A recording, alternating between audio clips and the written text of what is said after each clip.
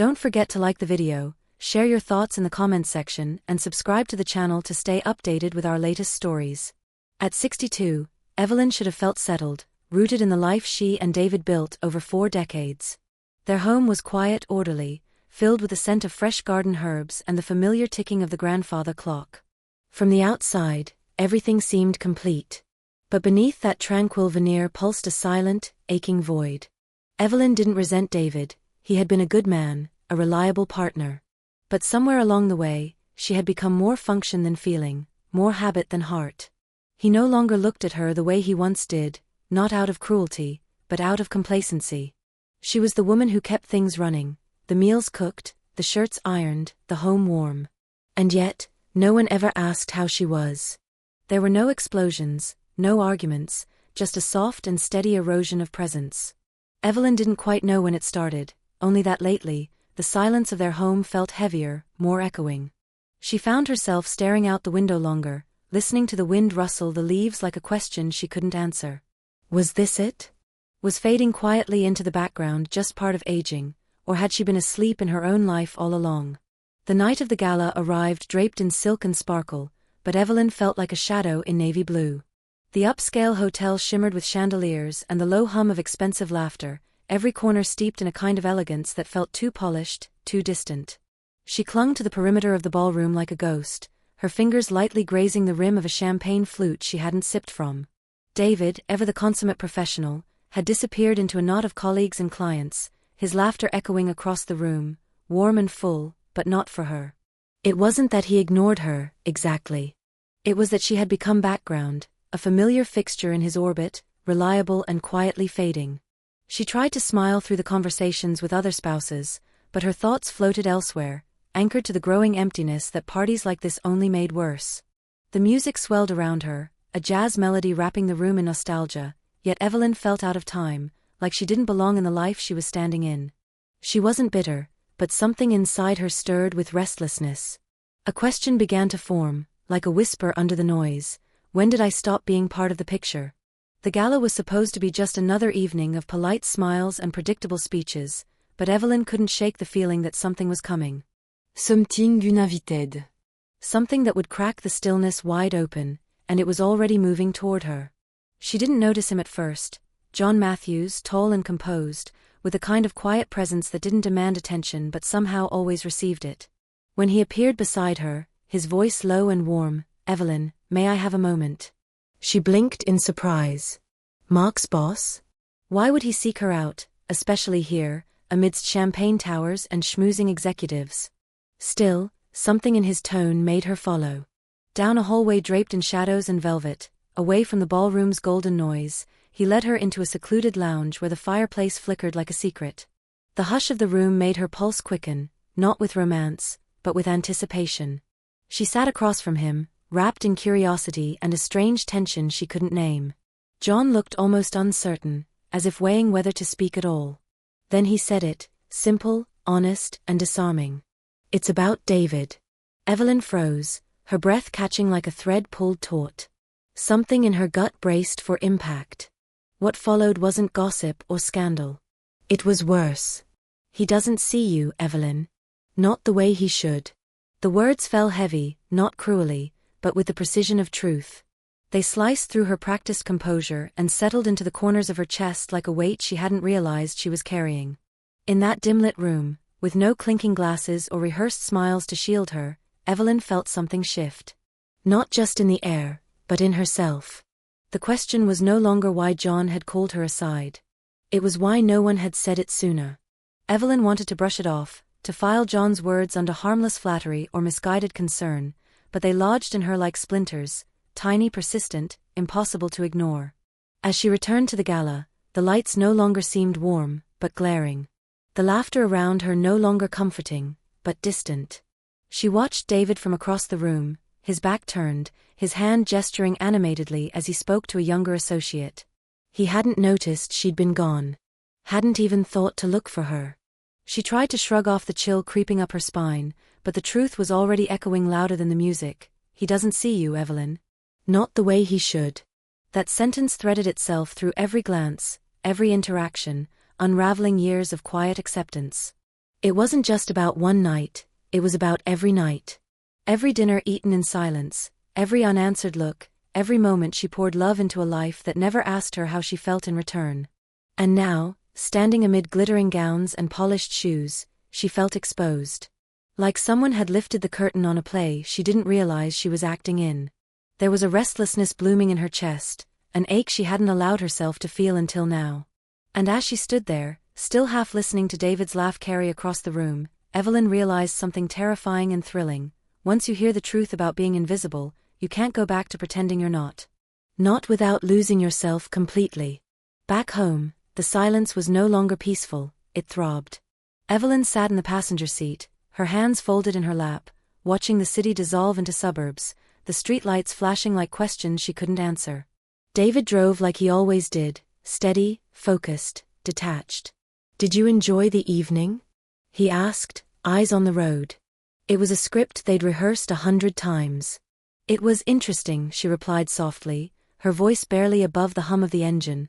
That was all he needed, no follow-up, no glance, no warmth. The conversation ended before it ever truly began. And Evelyn sat with it, the quiet pressing down like a blanket soaked in cold water. She wasn't angry. That was the strangest part. This wasn't about blame or betrayal. It was about the absence of something she hadn't even known she needed, until now. Invisibility didn't happen all at once. It happened slowly, like fog rolling in until the familiar becomes shapeless. She realized she'd been shrinking inside her own life, trading passion for predictability, presence for peace. And maybe that worked, for a while. But now, after John's words, something had awakened. A longing. Not for another man, but for herself. For the version of Evelyn who once danced barefoot in the kitchen, who read poetry aloud, who wore red lipstick just because. That woman hadn't left, she had simply gone quiet. And tonight, in the stillness of the car and the chill of her thoughts, Evelyn felt her stir again, reaching. The next morning, Evelyn stood in the doorway long after David had driven off, his tail lights swallowed by the curve of their quiet street. "I'll be home late," he'd said, the same as always, his kiss barely grazing her cheek, his voice preoccupied, already halfway into his day. She nodded then, out of habit. But now, alone in the stillness of the house, her limbs felt foreign, like she no longer fit into this space she had carefully curated for decades. Normally, she'd begin her routine, laundry, the garden, a trip to the market, but none of it called to her. Instead, something unfamiliar stirred inside her, restlessness, raw and urgent. Her fingers trembled slightly as she picked up the phone, her breath catching as she dialed the number she had never meant to call. When John answered, his voice calm and low, it unsettled her in the gentlest way. "Evelyn," he said, her name soft on his tongue. She hesitated, almost backing out, but then she said it, "Do you have time for a cup of coffee?" There was a pause, and then, of course. An hour later, she found herself seated across from him in a quiet cafe near the lake, autumn sunlight spilling through the windows. Her heart thudded in her chest, not from romance, but from awakening. It wasn't about John, not really. It was about stepping outside the boundaries of who she'd been for so long. It was about breathing in the air of her own uncertainty, and not apologizing for it. The cafe was modest, just a handful of tables, the scent of roasted beans hanging in the air like a promise of comfort. Outside, autumn leaves danced with abandon, free in a way Evelyn suddenly envied. She stirred her coffee slowly, watching the cream swirl into soft ribbons, her thoughts just as tangled. John sat across from her, quiet, patient, his expression unreadable but not unkind. "I wasn't sure I'd call," she admitted, voice low, almost carried off by the clatter of cups and distant hum of conversation. "But you did," he said gently. Evelyn looked up then, her eyes meeting his, and something shifted, not attraction, but recognition. The kind of quiet acknowledgement that said, "I see you." She took a shaky breath. "You were right," she confessed. "I've spent so long making sure everything around me ran smoothly, I forgot to ask what I wanted in return." She paused, her hand tightening slightly around her mug. "And now, I don't know what I want anymore." The words left her trembling, but lighter somehow. John didn't rush to answer. Instead, he let the silence speak for both of them, filling it only with his presence. "Maybe," he said at last, "it's time to find out." Evelyn gave a soft, uncertain laugh, a sound she hadn't heard from herself in years. Outside, the wind picked up, leaves swirling past the window like reminders that change doesn't wait for permission, it simply arrives. And sometimes, all you can do is say yes to the unknown. That evening, Evelyn didn't busy herself with dinner or fold laundry to fill the silence. She sat at the kitchen table, hands wrapped around a lukewarm cup of tea, waiting. When David finally stepped through the door, loosening his tie with that familiar sigh of exhaustion, he barely looked at her. "Long day," he muttered, already halfway to his office. But Evelyn didn't let him pass. "David," she said, her voice steady, though her heart was pounding. "Can we talk?" He paused, eyebrows lifting, more in confusion than concern. "About what?" She hesitated, then met his eyes. "About us." That stopped him. Slowly, he crossed the room and sat across from her, the weariness in his posture now mixed with unease. Evelyn took a breath, as if pulling courage from somewhere deep inside. "I feel invisible," she said simply. The silence that followed was thick. David blinked, confused. "What are you talking about?" She explained, not with anger, not with blame, but with raw honesty. How she had spent years being the glue, the constant, the support system. And in return, she had faded. He rubbed a hand over his face, caught off guard, clearly unprepared for this version of her, vulnerable but firm. "I didn't know you felt this way," he whispered. Evelyn studied him. "Did you ever ask?" That question hung between them like a thread about to snap. For the first time in years, she wasn't begging for attention.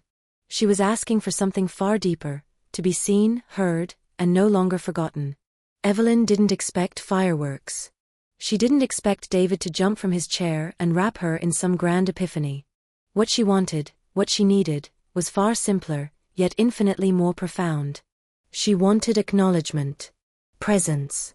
A flicker of recognition that the woman across the table was more than a role, more than a rhythm in the household machine. But David sat in stunned silence, fumbling for understanding. "You're saying I've been a bad husband?" he asked, defensive, wounded. Evelyn shook her head slowly. "No. I'm saying, we've let something slip away. And we never stopped to reach for it again." The look on his face was heartbreaking, genuine confusion wrapped in regret. For a moment, Evelyn saw the man she married, the boy who once danced with her in the kitchen, barefoot and laughing. But time had dulled their edges, softened their passion into predictability. "We thought loyalty was enough," she continued. "But what is loyalty if it becomes silent?" She paused, her voice trembling now. "I'm not angry, David. I'm just lost. And I don't want to stay that way." He looked at her then, really looked at her, and she saw something flicker. Maybe realization. Maybe fear. She didn't know yet if it was too late. All she knew was that something inside her had shifted, irrevocably. The woman she had buried beneath years of compromise and comfort was beginning to breathe again. And whether or not their marriage survived that awakening, Evelyn knew one truth: she could no longer live half asleep. In the quiet that followed, Evelyn felt something inside her crack open, not in devastation, but in release. She had spoken her truth, and there was power in that. No matter what David said next, she had finally stepped out from the shadows of her own life. "Are you leaving me?" he asked, his voice fragile. She looked at him, the man she had shared birthdays, illnesses, milestones, and countless small ordinary moments with. "I don't know," she answered honestly. "But I do know I can't keep living like I'm not really here." Her words weren't a threat. They were a plea, for herself as much as for him. For change. For presence. For something real. Evelyn wasn't asking to be worshipped or swept off her feet. She was asking to matter. To feel again. To exist in more than just habit.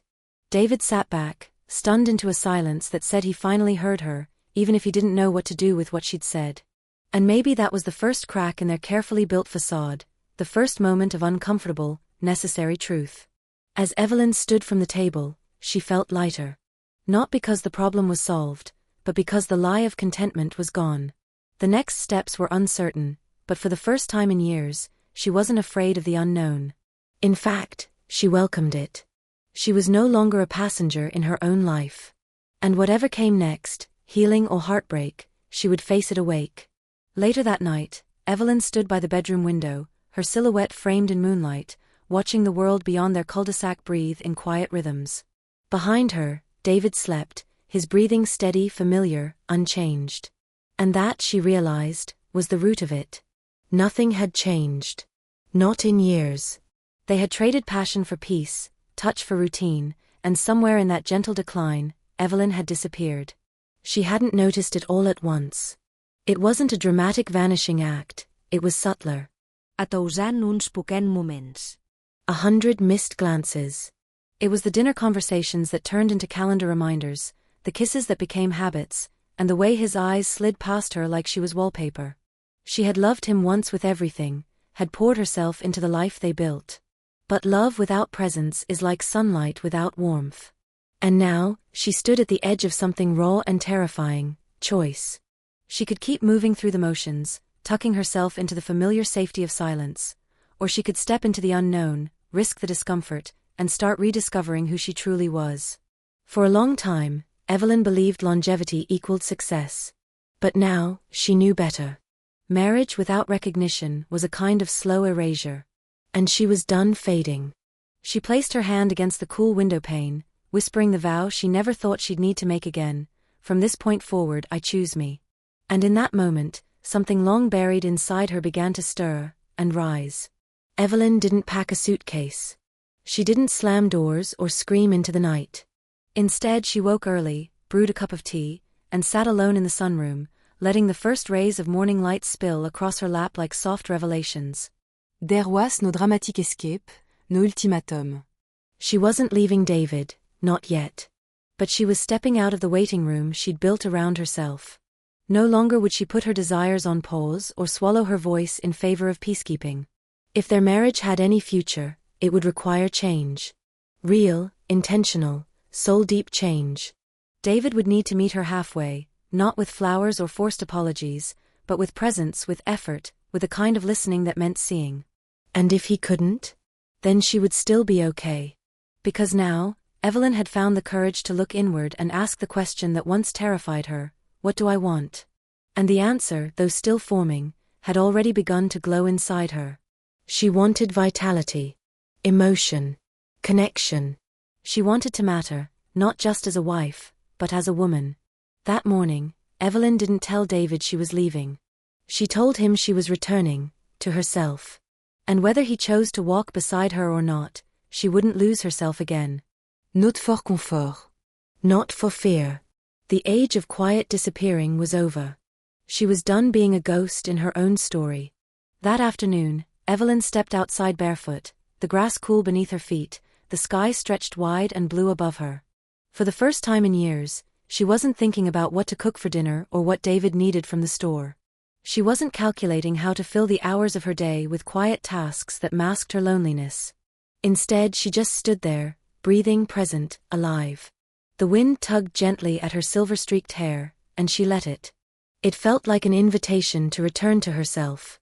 The woman she had buried beneath decades of steadiness and sacrifice was beginning to rise. Not in a fiery blaze, but in quiet power. She didn't know what would happen with David. Their marriage might bend, it might break. But Evelyn was no longer afraid of that. She had faced the terrifying truth of her own erasure, and now, she was writing herself back into the story. Whether it was through long walks by the lake, laughter over coffee with friends, or simply dancing in the kitchen with music playing low, she would live. Not juste existe. Not just endure. Live. That small spark of restlessness had grown into a flame, not to destroy, but to illuminate. The future was uncertain, but it no longer scared her. Because now, Evelyn knew she didn't have to wait for someone else to see her. She had already begun to see herself. And sometimes that's how a new chapter begins, not with a door slamming shut, but with a woman finally opening her eyes. In today's world, it's easy to lose yourself in routines, caring for others, maintaining stability, and fulfilling roles without ever asking, what about me? Evelyn's story is a reminder that age doesn't mean your desires stop mattering. Whether you're in a long-term relationship or simply going through the motions of life, take time to reflect. Are you being seen? Are you living for you? Don't wait for a crisis to reclaim your voice. Start now, pursue something that brings you joy, speak up about your needs, and remember, it's never too late to rediscover who you are and begin again.